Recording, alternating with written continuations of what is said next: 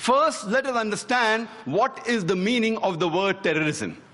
According to the Oxford Dictionary, it says that terrorism is a use of violent action to get and fulfill a political aim or to force a government to act. This word terrorism was initially first time coined in 1790s during the French Revolution. And it was in 1790s that the statesman Edmund Burke, who was a British statesman, he used this word to describe the Jacobin-ruled French regime. And the years 1793 and 1794, it was called the Reign of Terror, the Years of Terror. And Maximilien Robespierre, he was heading this government, and during that time, he has killed thousands of people. He has guillotined thousands of innocent human beings. Historical records tell us that he had arrested more than 500,000 human beings, out of which 40,000 he has executed. More than 200,000 were deported, and more than 200,000 they were starved and tortured to death in the prisons. So this word terrorism initially was coined to describe the people during the French Revolution. Let us analyze today what do the historical records tell us, and what does the data on terrorist attack that is available in world history, what do they tell us? When we look at the records, in 19th century, we can hardly find any terrorist attacks have been done by Muslims. Time does not permit me to speak about the details of the attacks taking place in 19th century. I'll just mention a couple of them. We know that in 1881, Tsar Alexander II of Russia, he was assassinated. He was traveling in a bulletproof carriage in St. Petersburg Street. There was a bomb that kills innocent 21 bystanders. He comes out of the bulletproof carriage, another bomb comes, and he's killed. He was not killed by a Muslim, he was killed by Ignis. He was a Pole from Burbusk. He was a non-Muslim, he was an anarchist.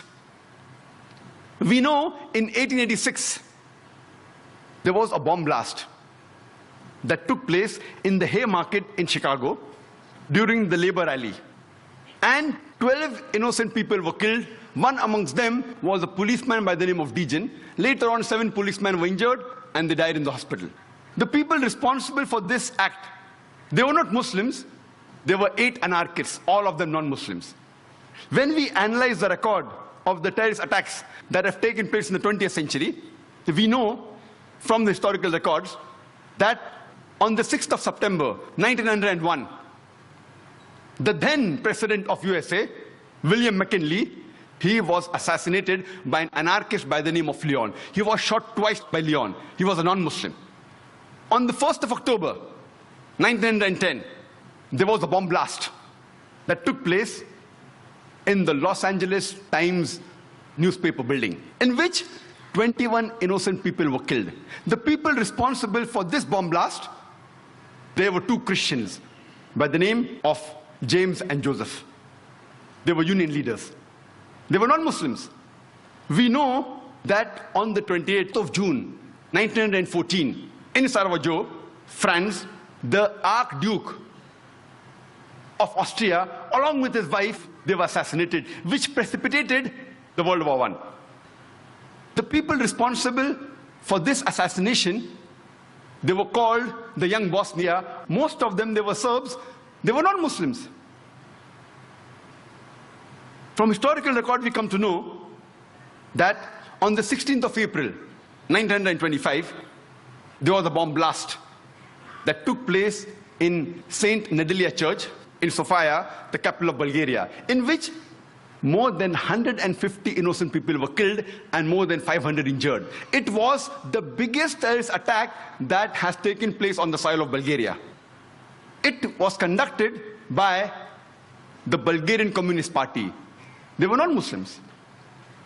We know from historical records that on the 9th of October, 1934, King Alexander I of Yugoslavia, he was assassinated by a gunman by the name of Lada Georgiev. He was a non-Muslim. The first US plane to be hijacked, it was not by a Muslim, it was by a non-Muslim by the name of Ortiz.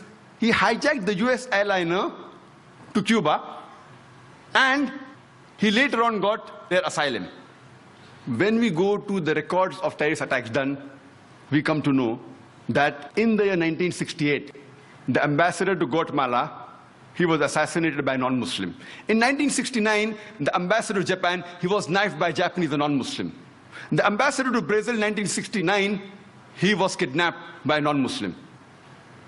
The famous attack, the Oklahoma bombing, which took place on 19th of April, 1995, where there was a truck loaded with a bomb which rammed into the federal building in Oklahoma, which killed 166 innocent human beings. And hundreds others were injured.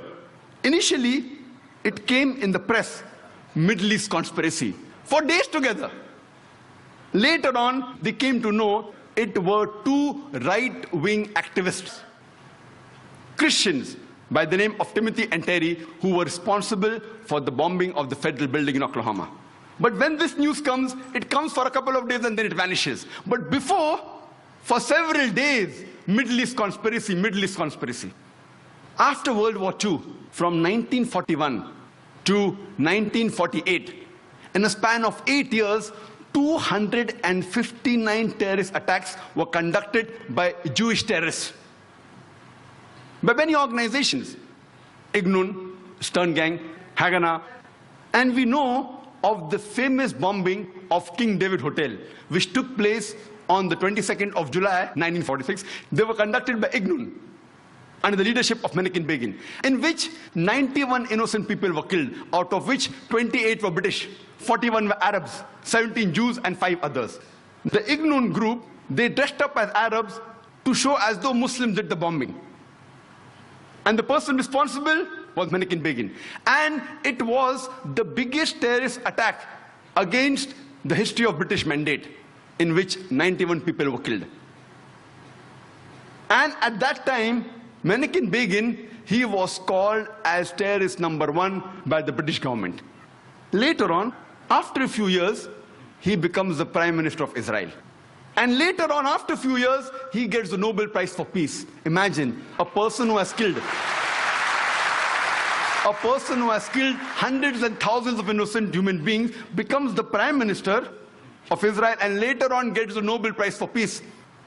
And most of the groups that were fighting, like Stern Gang, Ignun, Haganah, all of these Jewish groups and the leaders like Yitzhak Rabin, Menachem Begin, Ariel Sharon, later on became prime ministers and high-holding ranks in the state of Israel. And all of them, they were fighting for a Jewish state. If you see the world map, before 1945, Israel did not exist.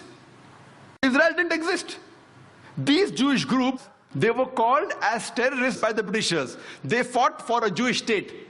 Later on, with power, they grabbed the land and they kicked the Palestinians out. And now these same people are calling the same Palestinians who are fighting for a more just cause, for getting the land back. And they are labeled today as terrorists by the Israelis. Imagine, Hitler incinerated 6 million Jews. He kicks the Jewish community out. Why should they come to Palestine? The Palestinians, they welcome the cousins with open hands. If they should take a land, they should go back to Germany. They should go back to Europe. Imagine the Palestinians, they welcome the cousins. Imagine, suppose a visitor comes to your house. Being a stranger, you welcome him in your house. After a few days, he kicks you out of the house. And when you cry at the doorstep, I want my house back, people call you a terrorist. This is exactly what has happened today. The Palestinians, they are called as terrorists for what? They only want the land back. And so-called people, most of these powerful first world countries, they are agreeing with this unjust cause. We know that in Germany, from historical records, from 1968 to 1992, the Bader-Meinhof gang, they killed several innocent human beings. In Italy, we come to know from records about the Red Brigades, which has killed several innocent human beings. They were also responsible for kidnapping the Prime Minister of Italy, Aldo Moro. And after 55 days, they killed him. Further, when we come, a similar gang, a similar terrorist outfit, we know, was also in Japan. The Japanese Red Army. They was Buddhist cult. Om Shinrikyo, the Buddhist cult. And they tried to kill thousands of people in the Tokyo subway by the nerve gas. But unfortunately, they weren't very successful. They were only able to kill 12 people, but more than 5,700 innocent human beings, they were injured and wounded because of this nerve gas. They were Buddhists. In UK, for about 100 years, the IRA, Irish Republican Army, they are conducting attacks against UK. They are Catholics, but they are never called as Catholic terrorists, they are called as IRA. And we know they have conducted several terrorist attacks. Only in 1972, 3 bomb blasts were done. In the first one, 7 people were killed. In the second one, 11 were killed. And third one, 9 were killed. In 1974, they did 2 bomb blasts. In the Guildford pub, they killed 5 innocent people and injured 44 people. In the Birmingham pub, 21 innocent people were killed by the bomb blast and 182 were injured. Time doesn't permit me to speak about all the activities they did. I'm just mentioning a few, just at random. In 1996, they did a bomb blast in London where 2 people were killed and more than 100 were injured. Further, in 1996, a bomb blast was done in the shopping area of Manchester where 206 people were injured. In 1998, Bambridge bomb blast, where 500 pounds of bomb was loaded in a car, in which 35 innocent people were injured. In the same year, we know from records about the Omagh bomb blast, where a 500 pound of bomb was put in a car and 29 innocent people were killed and 330 were injured. All these records are from non-Muslim sources. They have not been written by Muslims. All from non-Muslim sources, from Amnesty report, from BBC. If you go on the internet, you can cross-check. But many a time when the number is big, there may be a difference. Like today, we know how many people killed, 296, one report says 294, one says 293, so I play it safe and say more than 290. The report, if it's a large number, may differ by a few here and there. If it's a small number, it's precise. All these by non-Muslim sources. In 2001, the BBC was born by IRA. But these people, they are not called as Catholic terrorists. Today, the UK government is more afraid of Muslim terrorists. I don't know from the records of the UK government how many confirmed Muslim terrorists have done bomb blasts in UK. Even the London bombing of 7th July, there's no confirmed report. They are suspected to be Muslims. It's not confirmed, in which more than 50 people were killed. One report says 52, one report says 56. Therefore, I said more than 50 people were killed. Even if we agree for sake of argument that they were Muslims who did the 7th July bomb blast in the year 2005, yet they come nowhere close to IRA. IRA puts these bomb blasts to shame. They have killed hundreds and thousands of people. Yet today, the UK government is more afraid. IRA is doing since more than 100 years. But because of the advice of George Bush, Tony Blair is more afraid of the Muslim terrorists rather than the problem which is there for more than 100 years. We know from historical records that in Spain and France, the terrorist organization is ETA. They have conducted 36 attacks. And in Africa, there are so many organizations, the list is exhaustive. But the one which is worth noting, and one of the most notorious, is called as the Lord's Salvation Army. It's a Christian terrorist organization. They train young children to commit terrorist attacks. When we come to Sri Lanka, we know of the LTTE, Tamil Tigers. They are supposed to be one of the most notorious, most violent of all the terrorist organizations in the world. They are the people who are experts in suicide bombing. And they even take help of children. They train them and they let them take part in suicide bombing. Normally people are known that the Palestinian do suicide bombing, Iraq is the suicide bombing. If you historical record, the people who have popularized suicide bombing are the LTTE, Tamil Tigers. Who are they? They are Hindus. But the Indian report doesn't say Hindu terrorists, they say LTTE. When we come to India, many a times, most of the terrorist attacks that we hear of, majority of them, they talk about Kashmiri militants. Whether the attacks are right or wrong, we can discuss some other time. But how many times do we hear and what Justice Hosbir Suresh said, he named many of the terrorist attacks taking place in India. I wonder how many of the people in the audience have heard of them in the newspapers. How many? Those people who are involved, like honorable people like Justice Hosbir Suresh, and those in the field are aware of it. But the general masses, we aren't aware of it. Whenever terrorist attacks are talked about, most often they're talked about Muslim terrorists. Why? In India, there are terrorist organizations belonging to almost all different religions. Almost all.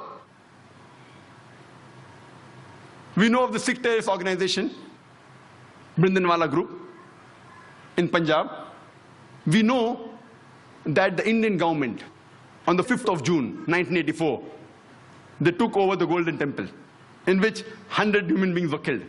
In retaliation, a few months later, on 31st of October, 1984, the then Prime Minister, Srimati Indira Gandhi, she was assassinated by one of her security guards who was a Sikh. If you go to the South Asian terrorism portal site, not run by Muslims, run by non-Muslims, and you see the list of terrorist attacks done by all the people, the Muslims are in a minority. But that's never highlighted in the media. If you go to northeast of India, if you go to Tripura, the Christian terrorist organization exists, like ATTF, All Tripura Tiger Force, NLFT, National Liberation Front of Tripura. They're Christians. They have killed several Hindus. Reports, if you go on the site, 4 Hindus killed, 8 Hindus killed. On 2nd October 2004, 44 Hindus were killed and several were injured by this group. They were Christians. In Assam, Ulfa. Ulfa alone, in a span of the past 16 years, from 1990 to 2006, they have conducted successfully 749 terrorist attacks. They will put the Kashmiri militants to shame. 749 confirmed terrorist attacks. But when we read in the newspaper, we only know about the Kashmiri attacks. And I remember a couple of years back, I'm called, alhamdulillah, by God's grace, by several parts of India, from several parts of the world. I had many invitations from Kashmir, but is it the right time to go, yes or no? Finally, in September 2003, I decided to go to Kashmir. And there I gave a talk in Srinagar, and they told me, the organizers, that in the past 14 years, first time the government gave permission for a public talk. And they organized my talk in polo grounds in Kashmir, in which 100,000 people attended. In all this turmoil. And the government gave me security. I was wondering, why are these people with machine guns with me? I went on to the various sites, Gulmarg, Pahalgam, gave talks, etc. Fine. I didn't think it was required. Later on, I happened to go to Assam to give talks. And the moment I land on the airport, I find security guards around me. I said, why? And there I thanked God, alhamdulillah. If they would not have been there, I wouldn't have come back here. I did not know. I did not know that so many terrorists are there in Assam. The Ulfa are trained only to target the Muslims. They are Hindus. How many times does the press, the media report about them? Because it's not tantalizing. These reports may come in the news brief. It does appear. News briefs, how many people note it? Never in the headlines.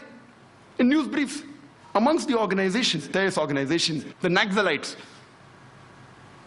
We know of the Maoists. The Maoists are communist. #1 terrorist attacks that have been done in India, maximum are by the Maoists. Only in Nepal, in the past 7 years, they have conducted 99 terrorist attacks.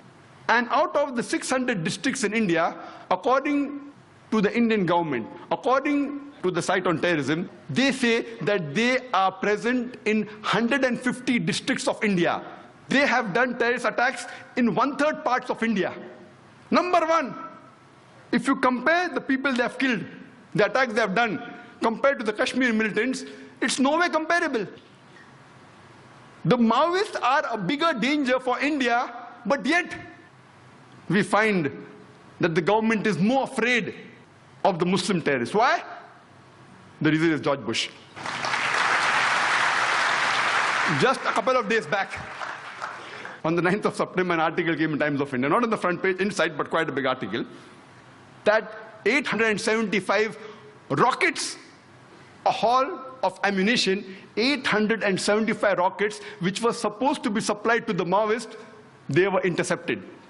and they were confiscated, and 30 rocket launchers. Imagine, it is the biggest haul in the history of India that any terrorist organization that the government has caught. 875 rockets. They can wage a war against the Indian army. And the DGP of Andhra Pradesh in Hyderabad, he was shocked. He said that with these rocket launchers, they can attack any police station, any tanks of the Indian government from a distance of 600 meters. From more than half a kilometer away, they can attack the Indian tanks, the Indian police station, and you can't do anything. Rocket launchers. Yet we see people are more afraid of people who have a beard, people who are wearing a cap, people who have trousers above the ankle. Are they more dangerous than the rocket launchers? Why? Why are they targeting the Muslims particularly? It's a question. It is a ploy of the Western media, the media controlled by the politicians. And when we analyze, we can surely say, without any doubt, that terrorism is not a Muslim monopoly. Not only is it not a Muslim monopoly, it is not even a speciality of the Muslims.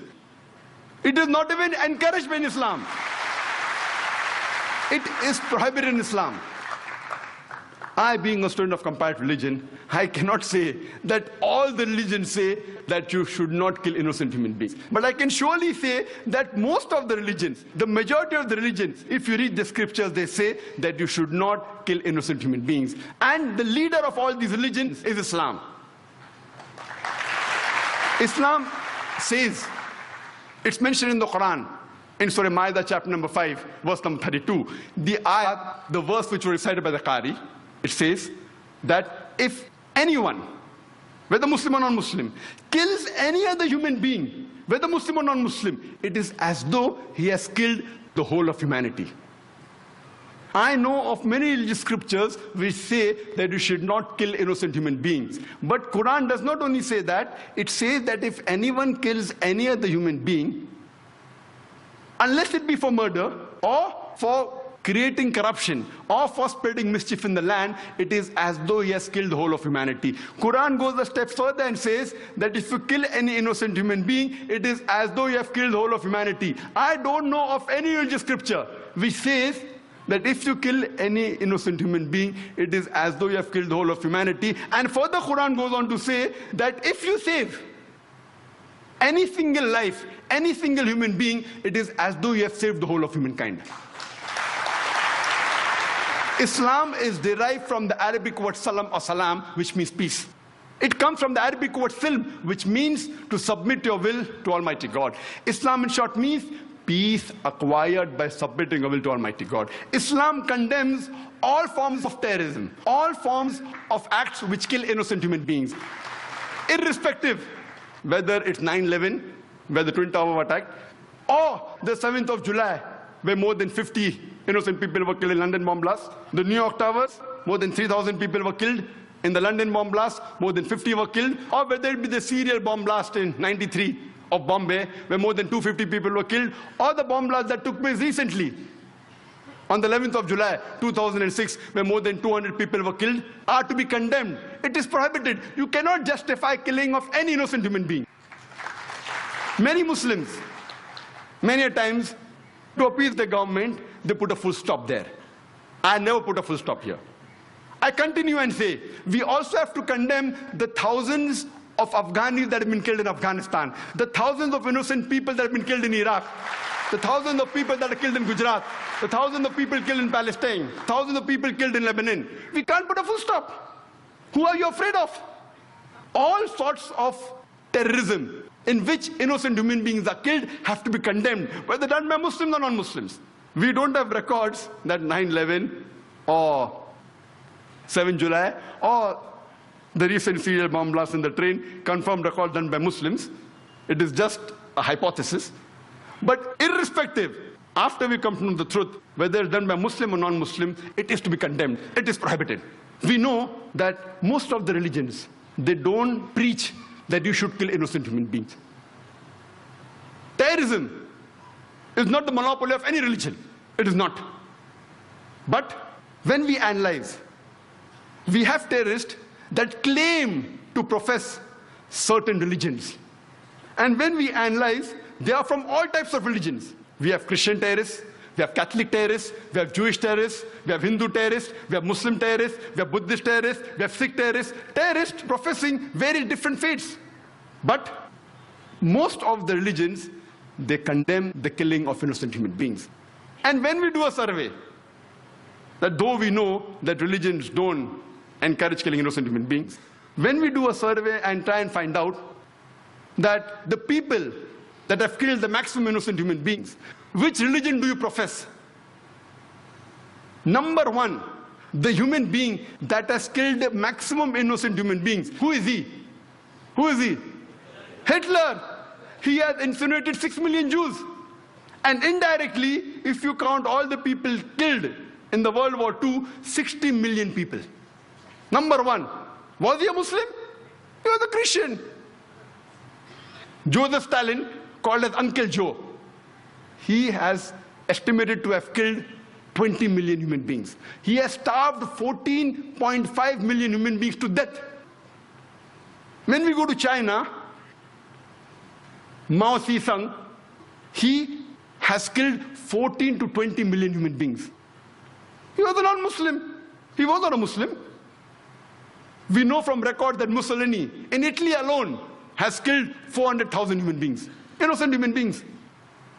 The person after whom the French Revolution is named, Maximilien Robespierre, he has starved and tortured to death more than 200,000 people and executed more than 40,000 people. Ashoka, we know, in one battle alone, in Kalinga battle, he has killed 100,000 people. More than 100,000 people. Was he a Muslim? He was a Hindu. We have our own black sheep also. Records tell us that Saddam Hussein is responsible for the death of a few 100,000 people. But the embargo put by George Bush on Iraq alone has killed 500,000 children in Iraq alone. 500,000 in one shot. Only on the embargo put by USA, UN on Iraq, 500,000 children have died. In Indonesia, Muhammad Suharto, even he is claimed to have killed 500,000 people, but it's nothing compared to Hitler, nothing compared to Uncle Joe, Joseph Stalin, nothing compared to Mao Zedong of China. Each individual will put all the Muslims together to shame. I'm not trying to say that the followers of this religion, they were practicing the religion, they were not religious. Otherwise, they wouldn't have ever killed innocent human beings. But yet we find in the international media, we find that Muslims are being targeted. Muslims are called as fundamentalists, as extremists. They're called as terrorists.